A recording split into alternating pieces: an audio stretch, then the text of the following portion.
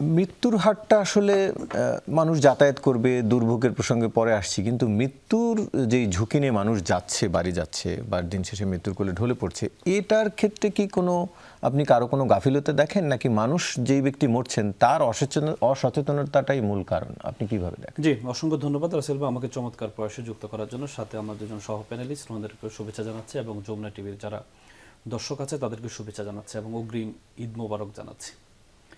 দেখেন, প্রথম কথা হচ্ছে আপনি মৃত্যুর যেই আমরা ঈদের সময় আসলে যে মৃত্যুর মিছিল আমরা দেখতে পাই, এটা আপনি আসলে জিরোর কোটা কখনো, শূন্যর কোটা কখনো নিয়ে আসা সম্ভব না। এটা হবে, কিন্তু কিন্তু এটাকে কিভাবে আমরা প্রতিরোধ করা যায়, কমানো যায়।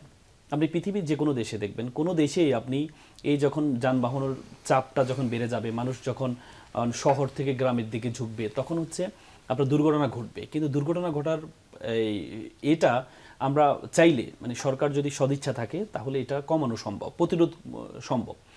যেমন আমাদেরকে প্রথমে আইডেন্টিফাই করতে হবে দুর্ঘটনাগুলো কেন ঘটে। প্রথম কথা হচ্ছে দুর্ঘটনা ঘটে প্রথম হচ্ছে গাড়ির চাপ বেশি। আপনি যতটুকু রাস্তা আছে, রাস্তার তুলনায় গাড়ির চাপ হয়ে যায় বেশি, এবং কি আপনার গাড়ির সংকট থাকে বেশি। সংকট হওয়ার কারণে পুরনো গাড়ি, যাদের ফিটনেস নেই, এমন গাড়িগুলো আমরা রাস্তায় নামানো হয়। তাহলে সরকারের পক্ষ থেকে এটাকে একটু কন্ট্রোল করা উচিত যে কোনো পুরনো গাড়ি, ফিটনেসবিহীন গাড়ি কোনো রাস্তায় নামতে পারবে না। আপনি যদি এটাকে একটু কন্ট্রোল করতে পারেন, আপনি দেখেন। তারপর হচ্ছে ড্রাইভারদের কর্মঘণ্টা নির্ধারণ করার প্রয়োজন। কেমন আপনি দেখেছেন ড্রাইভাররা বিরতিহীনভাবে গাড়ি চালায়। কেন গাড়ি চালায়? তার প্রচুর ট্রিপ মারতে হবে। যদি প্রচুর ট্রিপ মারে, তাহলে সে প্রচুর পরিমাণ টাকা পাবে, তার মালিকও টাকা পাবে, সেও টাকা পাবে, তারপরে গিয়ে বাড়ি থেকে ঈদ করবে।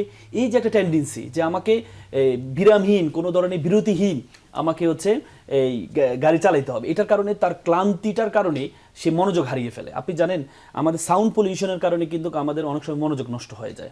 আপনি যখন গাড়ি চালায়, আমরা কিন্তু উন্নত বিশ্বে কিন্তু হর্ন ব্যবহার করে না। ওরা হচ্ছে হর্ন ব্যবহার করলে, আমি অনেক দেশে গিয়েছি, হর্ন ব্যবহার করলে এটাকে গালি মনে করে। আপনি যখন একটা গাড়ি, সামনের গাড়ি পিছনের গাড়ি একটা হর্ন দিয়েছে, তার মানে সামনের গাড়িকে একটা দিয়েছে, ধমক দিয়েছে যে তুমি রং করেছো। আর আমাদের দেশে হর্ন না বাজাইলে বলে যে ভাই হর্ন সামনে দিয়ে হেঁটে যাচ্ছে, গাড়ি যাচ্ছে সামনে দিয়ে, ভাই আপনি হর্ন বাজাবেন না, মানে ধমক দিবেন। আপনি হর্ন বাজাবেন, আমি সরবো, নাহলে আমি সরবো না, আমি তাকাবো না। মানে আমাদের মধ্যে একটা টেন্ডেন্সি আছে। তার মানে এই যে হর্ন যখন অতিরিক্ত হয়, সাউন্ড যখন বেশি হয়ে যায়, তখন হচ্ছে মানুষের মনোযোগটা নষ্ট হয়ে যায়। আর মনোযোগের কারণে যে অ্যাক্সিডেন্ট যখন হয়, দুর্ঘটনাগুলো যখন হুট করে হয়, তখন সে তার মানে ব্রেইনের সাথে এটাকে কন্ট্রোল করা যায় না। এই জন্য আমাদের সরকারের উচিত হচ্ছে ড্রাইভারদের কর্মঘণ্টা নির্ধারণ করে দেওয়া, যে এত কর্মঘণ্টার বেশি কোনো ড্রাইভার সে রাস্তায় গাড়ি চালাতে পারবে না। তারপরে ফিটনেসবিহীন কোনো গাড়ি রাস্তায় নামতে পারবে না। তারপর হচ্ছে আপনি রাস্তায় দুর্ঘটনা, আমরা একটা আপনি দেখেন মানুষ, প্রচুর পরিমাণ মানুষ বাড়িতে যেতে চায় এবং কি খুব দ্রুত যেতে চায়।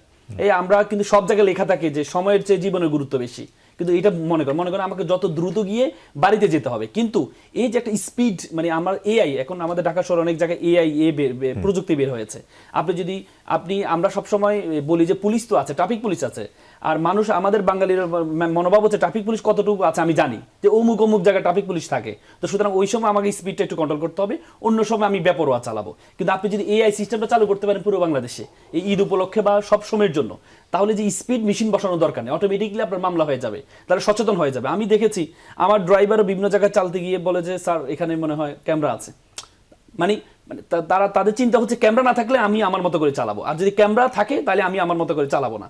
তাহলে আপনি যদি প্রত্যেকটা জায়গায় যদি ক্যামেরাটা, এআই সিস্টেমটাকে চালু করতে পারেন, তাহলে কিন্তু সচেতনতা বৃদ্ধি পাবে। আমাদের যে ড্রাইভারগুলো, এটা উন্নত বিশ্বে গেলে অথবা ক্যান্টনমেন্টে গেলে সে সকল নিয়মকানুন মেনে চলে, কিন্তু যখনই সে আমাদের বিভিন্ন বাইরে চালাচ্ছে, তখন সে নিয়মকানুন মেনে চলছে না। তার মানে আমাদের মেন্টালিটি সমস্যা না, আমাদের এক্সিকিউশনের সমস্যা, কার্যকরিতার সমস্যা। এজন্য আপনি এই যে দুর্ঘটনা কমানোর জন্য আরেকটা কাজ করতে পারে সরকার, সেটা হচ্ছে দ্রুত অ্যাম্বুলেন্স ব্যবস্থা চালু করা দরকার।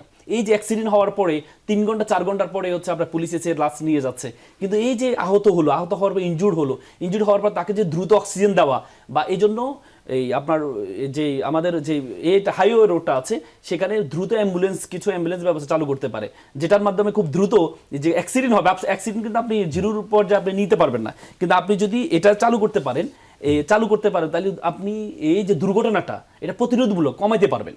আপনি যেমন জলোচ্ছ্বাস যখন হয় বা ঘূর্ণিঝড় যখন হয়, এটা কিন্তু আপনি মোকাবেলা করতে পারবেন না, কিন্তু এটা ক্ষতিটা আপনি কমাতে পারবেন। এই জন্য সরকারের কিছু পদক্ষেপ নেওয়া উচিত। এই যে এআই পদ্ধতি চালু করা দরকার, স্পিডটা কন্ট্রোল করা দরকার, তারপরে ড্রাইভার যারা আছে তাদেরকে কর্মঘণ্টা নির্ধারণ করা দরকার, তারপরে ফিটনেসবিহীন কোনো গাড়ি যেন রাস্তায় না নামতে পারে, সেটা যদি সরকার যদি কঠোর হস্তে যদি করতে পারে। এবং কি আরেকটা ভয়ঙ্কর অবস্থা হয়েছে, বৃষ্টির কারণে রাস্তাঘাটগুলো ভেঙে যাচ্ছে, আর রাস্তাঘাট যদি ভাঙ্গা থাকে তখন কিন্তু হচ্ছে অ্যাক্সিডেন্টটা এটা বেড়ে যায়। এই জন্য বৃষ্টির সময় কেমন চলবে রাস্তাঘাটগুলো একটু মেরামতের জন্য। আমরা একবার ইন্ডিং টাইমে আসলে মানে 11th আওয়ারে এসে সবসময় রাস্তাঘাট মেরামত করতে চাই, কিন্তু সেটা না করে যদি আমরা হাইওয়ে রাস্তাগুলো যদি মেরামত করতে পারি, যে খন্দকগুলো গর্তগুলো আছে এটা যদি আমরা মেরামত করতে পারি, সব কিছু করতে পারি, তাহলে আমার মনে হয় দুর্ঘটনা খুবই কমবে এবং কি আমরা একটা সুন্দর ঈদযাত্রা আমরা মানুষকে প্রদান করা আসলে সম্ভব।